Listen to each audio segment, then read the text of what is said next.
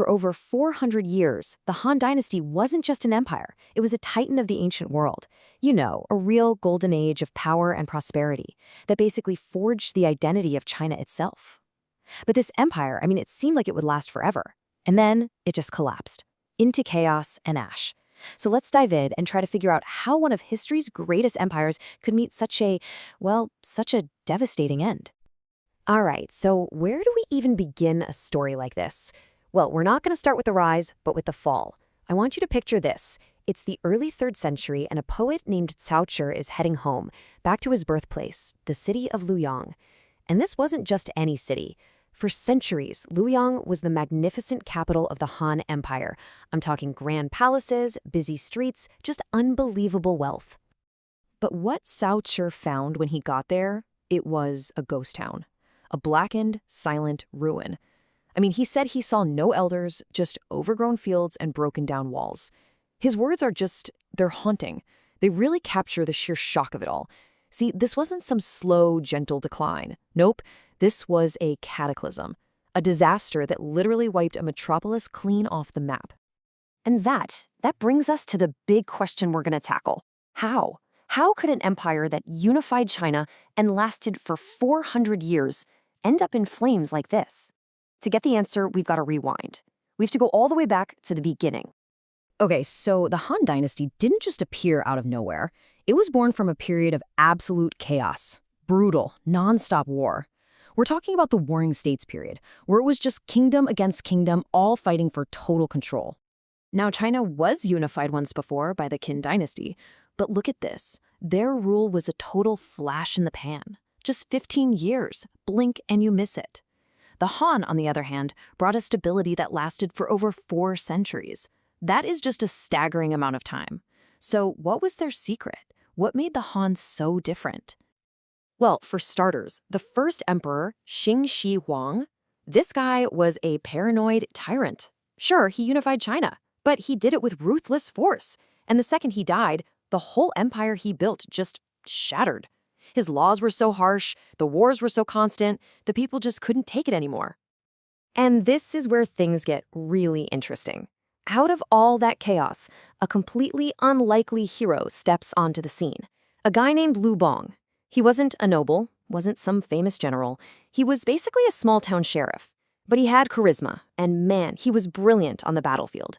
He beat all his rivals, and in 202 BCE, he stood up and declared himself the first emperor of a new dynasty, the Han. So, unifying China is one thing, but holding on to it? That's a whole different ballgame. The brand new Han Empire immediately, and I mean immediately, faced a huge threat right on its northern border. And this was a classic clash of civilizations. You had the Han on one side, settled farmers, city dwellers, with huge armies of foot soldiers. And on the other side, their enemies, the Xiongnu. These guys were nomadic horse lords from the steppe. Their cavalry was lightning fast, they could raid deep into Han land and just vanish before the slower Han infantry even knew what hit them. For almost 100 years, the Han just paid them off. They sent humiliating tribute payments to the Xiongnu just to keep them from attacking. But then Emperor Wu came along. He was young, he was tough, and he was done with appeasement. He had a bold new plan. Stop the payments, build a huge cavalry force to fight fire with fire, and launch an all-out war. A war that would go on for decades. And you know what? His massive gamble paid off. After decades of fighting, the Han won. They secured this vital piece of land called the Hexi Corridor. And why does that matter? Because for the very first time, it gave China a safe trade route to the west. And that, right there, is how the legendary Silk Road was born, connecting empires and cultures all the way across the continent. So the Han had beaten their greatest enemy on the outside. But as the story so often goes, the real danger wasn't outside the walls. It was right there, festering inside the imperial court itself. You had 2 groups fighting for control of the throne, and this created a really toxic situation that would end up poisoning the whole empire.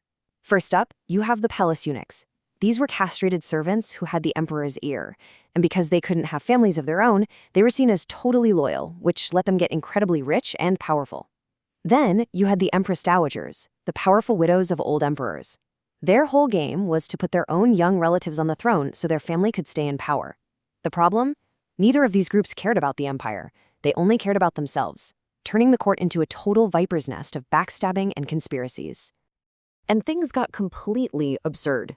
I mean, to keep their power, these factions started putting literal babies on the throne. Get this, Emperor Shang was crowned when he was just 100 days old. 100 days. You have an empire of millions being run by schemers who are just using an infant as a puppet. And no surprise, he died before he even turned 1. All this infighting made the dynasty so weak that a court official, a guy named Wang Mang, was actually able to just take over. He seized the throne and put a temporary end to Han rule. His reign was a complete disaster, though, and the Han Dynasty did eventually get restored. But the problem was that internal rot, it was never fixed. And that restored Han Dynasty, it never really got its strength back. The corruption, the infighting, it all just got worse and worse, setting the stage for the final absolute collapse. I mean, the warning signs of a dying empire were literally everywhere. You had corrupt emperors like Ling, who was so controlled by the eunuchs he actually called them his father and mother. The government was so broke that important political jobs were just sold off to the highest bidder. All this corruption created this deep, simmering hatred among the peasants, which finally just exploded. It was called the Yellow Turban Rebellion, a huge religious uprising that spread across the country like wildfire. And the Han court? It was just too weak and divided to stop the rebellion. So, who stepped up? Regional governors and generals who built up their own private armies. And these guys quickly became powerful warlords. Their loyalty wasn't to the emperor anymore. It was to themselves, to their own power and their own ambition. And the most brutal, the most feared of them all was a general named Dong Zhuo. This guy was a sadistic monster from the frontier, and he saw all this chaos as his big chance. He marched his army right into the capital, Luoyang, kicked the emperor off the throne, and put an 8-year-old kid there as his personal puppet. But when the other warlords teamed up to stop him, Dong Zhuo did the unthinkable. He told his men to loot the entire city. Everything. The palaces, the temples, they even robbed the imperial tombs. And then, as he ran away with the boy emperor, he burned the 400-year-old capital of the Han Dynasty, burned it right to the ground.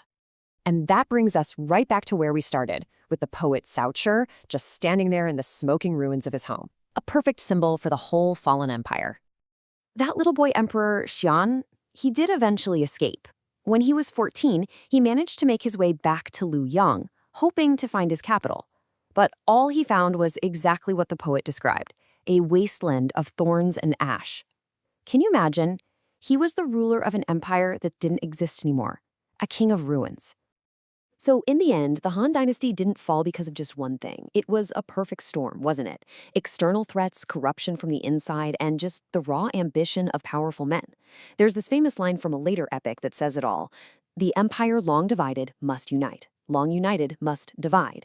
Thus it has ever been. It captures this idea that the fall of the Han wasn't just an end. It was just part of a cycle, the prelude to a new beginning. But it makes you wonder, doesn't it? Is that pattern of rising and falling, of unity and division, is that a fate that all great powers, sooner or later, have to face?